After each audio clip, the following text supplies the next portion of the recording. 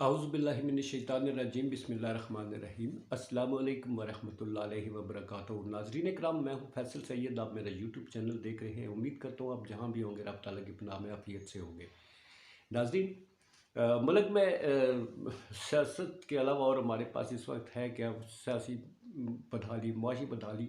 इस वक्त मुल्क में बड़ी जो फैली हुई अफरा तफरी थी, उसके बाद अब सियासी हलचल मच चुकी है। जनाब शहबाज शरीफ साहब की मुलाकात गवर्नर पंजाब से, जनाब इसहाक डार की मुलाकात लाहौर में गवर्नर पंजाब जनाब बलीगुर रहमान साहब से, फिर वर्कर्स कन्वेंशंस मुस्लिम लीग ने उसका आगाज़ कर दिया। इस पे बात करेंगे।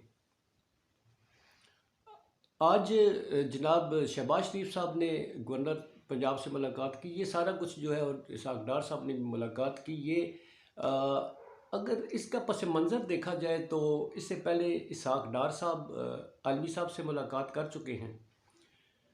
अलवी साहब के साथ एक नहीं काफ़ी मुलाकातें हुई हैं, और 2-3 मुलाकातें तो यक के बाद दीगरे हुई है। इसके बाद फिर मुलाकात जो है उनकी, अभी उसका उन्होंने फ़ाइनल नहीं किया, क्योंकि वो सबके साथ सियासी मशावरत के बाद वापस जवाब देंगे। मगर इसके साथ ही एक यकदम आज जो देखने में आया है, वो सियासी हलचल सी मची हुई है। हर तरफ तैयारियां इलेक्शन की लग रही हैं। ऐसा लगता है कि अलवी साहब से और डार साहब के दरमियान जो मुलाकात हुई है, उसके सिलसिले में एक कुछ ऐसा तय पाया है कि जिसके बाद मुस्लिम लीग नून इलेक्शंस की तरफ जो है उस जाती हुई दिखाई देती है। चौधरी सालक साहब जो है नवाज शरीफ साहब से मुलाकात करके वापस आ चुके हैं। अब उन्होंने यहाँ चौधरी शुजात साहब की वो साहबजादे हैं, उन्होंने क्या पैगाम लाया होगा नवाज शरीफ साहब की तरफ से, और फिर आगे जो है तो ये सिलसिले शुरू होते हुए जो नज़र आ रहे हैं।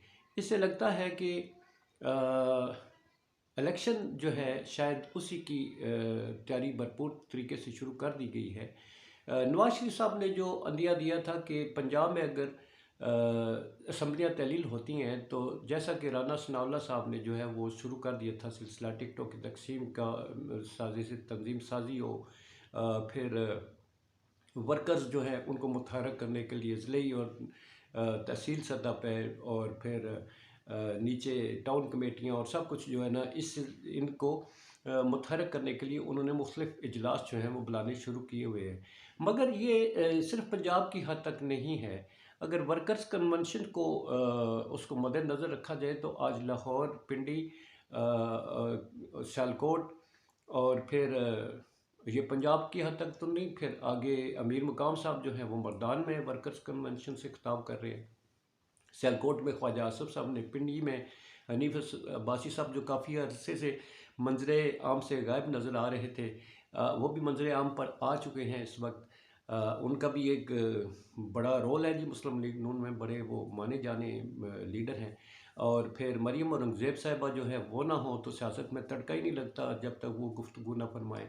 तो ये सारा कुछ इस बात की गुमाजी करता है कि इलेक्शन जो है शायद उसकी तरफ ही अब जाते हुए नज़र आते हैं। दूसरा, इस्टेब्लिशमेंट के सामने बहुत सारे मसाइल हैं, उनकी तरफ से भी मेरे ख्याल में जैसा कि बैसाखियाँ टाली गई हैं और सीधा सीधा मैसेज दे दिया गया होगा कि भाई मिल के मसले हल करो, इलेक्शन कराने इलेक्शन करवाओ, ताकि मुल्क में एक ये मुल्की हालात के अंदर के जो वाक़यात है हल चल सी है, इसे तो आप लोग सेटल करें। सियासी लोग मिल बैठ कर हम बैसाखियाँ फराहम नहीं करेंगे, ये भी हो सकता है। और दूसरा, बड़े मज़े के ख़िताब हैं जी जनाब ख्वाजा आसफ साहब जो हैं, उनका वो अगर ज़िक्र ना करें तो मज़ा नहीं आएगा। वो कहते हैं कि एक सोचे समझे मंसूबे के तहत जो है वो इसको इमरान खान साहब को जो है वो लाया गया। ये तो इसका जवाब आप खुद ही, आपका भी है, आपका वजूद जो इस वक्त है, आप बैठे हुए हैं, आपको भी सोचे समझे मंसूबे के तहत लाया गया। अगर जिन्होंने उन्हें लाया था उन्होंने आपको भी ला दिया। इससे पहले भी आप जो है सोचे समझे मंसूबे के तहत ही ज़ियाउल हक के दौर से शुरू हुए, और बाद में آپ کسی نہ کسی سپورٹ سے ہی برسر اقتدار رہے ہیں، تو آپ کیا بات کریں گے کہ جناب عمران خان صاحب کو 2018 کے بعد جو ہے سوچا سمجھا منصوبہ تھا، پھر 2018 کے بعد 2022 ایک اور سوچا سمجھا منصوبہ ہوا جس میں ان کی چھٹی کرائی گئی، آپ کو لایا گیا۔ اس سے پہلے 2013 سے 2018 تک جو وہ تھا سلسلہ، اس میں آپ کو لایا گیا تھا، مگر آپ کی چھٹی کرا دی گئی 4 سال بعد۔ سوچے سمجھے منصوبے کے تحت عمران خان صاحب لائے، پھر سوچے منصوبے کے تحت پھر آپ کو لایا گیا۔ یہ تو سیاست میں آپ لوگ بہتر جانتے ہیں کہ سوچا سمجھا منصوبہ کیسے اور کب پایہ تکمیل کو پہنچایا جاتا ہے اور کیوں پہنچایا جاتا ہے، اس کے پیچھے کیا محرکات ہوتے ہیں۔ پھر جناب شاہد خاقان صاحب جو ہے وہ فرما رہے تھے کسی وہ چینل پہ کہ اس سے پہلے جو بھی انتخابات ہوئے ہیں وہ فیئر نہیں تھے۔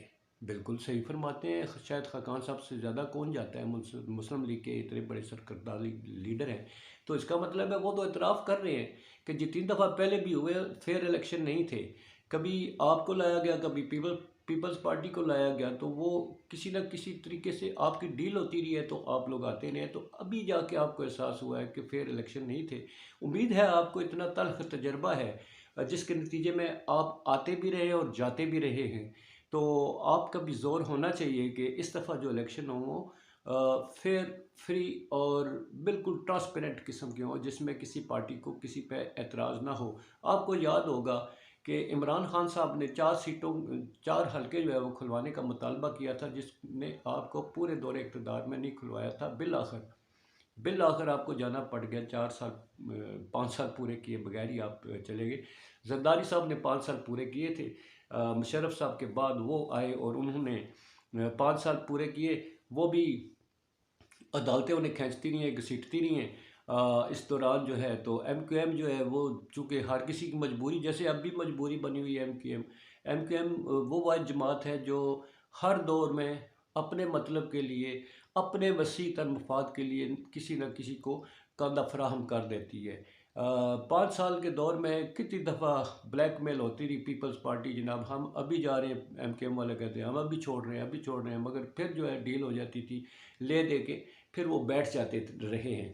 تو سیاسی لوگوں کی یہ مجبوری ہوتی ہے، اقتدار کے لیے کسی نہ کسی کو ساتھ بلانا پڑتا ہے، کیونکہ مینڈیٹ کسی کے پاس اتنا زیادہ نہیں ہوتا کہ وہ اکیلے حکومت بنا سکیں، اور اپوزیشن میں بیٹھنا پسند نہیں کرتے، کیونکہ چسکا گورنمنٹ کا لگا ہوا ہو، جن کے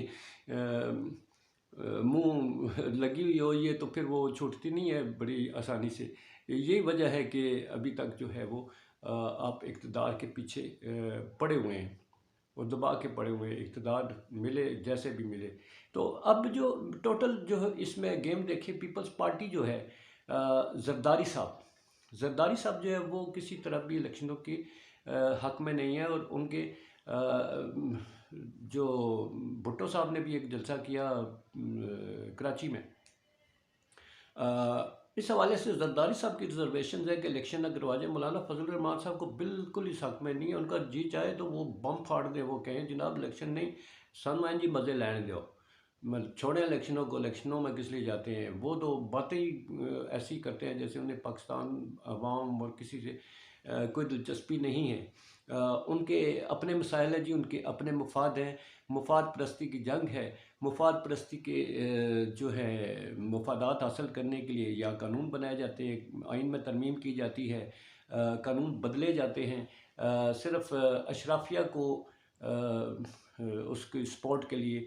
غریب عوام کا یہاں کوئی پرسان حال نہیں ہے، ہم اور آپ اس کے گواہ ہیں، جو بھی اس ویڈیو کو دیکھ رہے ہیں سب حالات جانتے ہیں کہ کس طرح سے وہ فیس کر رہے ہیں۔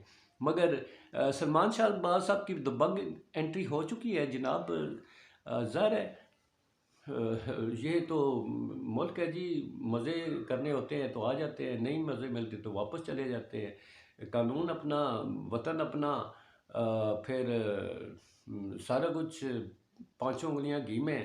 تو اس سے سوال یہ پیدا ہوتا ہے کہ اتنا عرصہ کیوں نہیں رہے، عدالتوں کو فیس نہیں کرتے۔ نواز شریف صاحب اب بھی نہیں آ رہے، مریم صاحب اب بلا وجہ باہر بیٹھی ہوئی ہیں، ان کو اس وقت کوئی یہاں پر ان کی وہ خطرہ نہیں ہے، کیسز کوئی نہیں ہے، پاسپورٹ مل گیا وہ چلے گئے، مگر عوام سے دور رہتے ہیں، جیسا کہ میں نے بتایا کہ ٹریبیون تھا غالباً، پہلے میں کسی ویلاگ میں ذکر کیا تھا اس اخبار کا کہ مریم صاحبہ کو باہر کیوں بلایا گیا، تو اس میں انہوں نے ذکر کیا تھا کہ نواز شریف صاحب نے فوری طور پر جو ہے شہباز شریف صاحب کو کہا ہے کہ ان کا پاسپورٹ واپس کروایا جائے، فوری طور پہ انہیں بھیجا جائے۔ اور کیوں بلوایا گیا تھا؟ وجہ یہ تھی کہ پاکستان میں جو سیاسی ہلچل عمران خان صاحب کی وجہ سے ہے، اور ہو سکتا ہے الیکشن ہو یا کسی طرح سے اور ایسے حالات بنے کہ مریم صاحبہ ہو سکتا ہے پھنس جائیں، تو اس لیے انہیں باہر بھیجا جائے، تو وہ باہر چلی گئی تھی۔ اس کے بعد جو ہے ان کو وہ پاسپورٹ جو واپس نہیں کیا جا رہا تھا، اور بینچ بنا ٹوٹا، اور ججوں نے اس کو کیس سننے سے انکار کر دیا، مگر بعد میں ماہر ہے اپنے حالات کو اپنے حق میں کرنے کے لیے پھر ایسے حالات بنائے گئے، بینچ جو ہے نیا تشکیل آیا، انہوں نے سنا اور باضابطہ طریقے سے ان کو پاسپورٹ ہینڈ اوور کر دیا۔ جیسا کہ یہ مقدمات نیب اور یہ سارا کچھ جتنے بھی ہے وہ سارے باضابطہ طریقے سے بری ہو گئے۔ سلمان شہباز بھی انشاءاللہ اللہ نے چاہا تو وہ بھی جناب باضابطہ بری ہو جائیں گے، کیونکہ ذلیل و خوار تو غریب ہوتا ہے، ذلیل و خوار تو یہاں پر عام شہری ہوتا ہے، جس کو جو ہے اگر کسی نے کسی بینک سے تھوڑے سے پیسے لیے ہوئے ہو تو اس کے گھر پہ جو ہے تو ٹیمیں پہنچ جاتی ہیں، اس کے گھر کا سامان نیلام کیا جاتا ہے، کسی نے لون لے کے گھر بنایا ہوا ہے تو اس گھر کو نیلام کرنے کے اشتہار لگ جاتے ہیں۔ یہ ہم اور آپ فیس کرتے ہیں، یہ لوگ فیس نہیں کرتے۔ یہ لوگ اربوں خربوں روپے کے اگر الزامات ہیں ان سے بھی بری ہو جاتے ہیں۔ کوئی بھی سیاسی پارٹی ہے، کسی بھی سیاسی پارٹی سے آپ کا بڑے عہدے پہ بیٹھے ہوئے ہیں تو مقدمات آپ کے لیے جو ہے آپ کا کچھ بگاڑ نہیں سکتے، قانون آپ کا کچھ بگاڑ نہیں سکتا، صرف آپ کی حیثیت ہونی چاہیے اور حکومت کی پاور ہونی چاہیے۔ اب دیکھ لیں آپ کے سامنے سارے حالات کو اپنے حق میں کرنا وہ حکمرانوں کے لیے کوئی بڑی بات نہیں ہوتی۔ عمران خان صاحب کے دور میں کافی لوگوں نے بھی اس دور میں بھی بیتی گنگا سے ہاتھ دھوئے ہیں، اس دور میں بھی ٹرانسپیرنسی انٹرنیشنل کی جو کرپشن کی رپورٹ آتی رہی ہے وہ اس میں بھی یہ بتایا جائے پہلے سے زیادہ کرپشن ہو گئی ہے۔ زرداری صاحب کے دور میں آیا جی، اس میں بھی آیا کرپشن زیادہ ہو گئی ہے۔ یہ کرپشن جو ہے کم ہونے کا نام نہیں لیتی، بڑھتی جا رہی ہے۔ ابھی جو کل ذکر کیا تھا پولیس اور عدلیہ پہلے اور دوسرے نمبر پر ہے، تو ایسے حالات میں عام آدمی کو کیا ریلیف مل سکتا ہے، عام آدمی کو کیا انصاف مل سکتا ہے؟ یہ ایک بہت بڑا سوالیہ نشان ہے۔ معیشت جو ہے وہ خطرے کی گھنٹی بجتی جا رہی ہے، لگاتار ٹک ٹک ٹک ہو رہی ہے، اور اس کو سنبھالنے کے دعوے ہو رہے ہیں اور بہت کچھ کہا جا ہے۔ دیکھیے آنے والے وقتوں میں ہم اور آپ جو ہے وہ کن حالات سے گزرتے ہیں۔ اللہ ہمارے لیے آسانیاں پیدا فرمائے اور یہ لوگ جو ہے ملک کو کسی صحیح سمت میں ڈال سکیں۔ اس کے ساتھ اجازت چاہوں گا جی، اپنا بہت سارا خیال رکھیے گا، پھر ملیں گے اگلے ولاگ میں۔ پاکستان زندہ باد، پاک افواج پائندہ باد، سلامت رہیے۔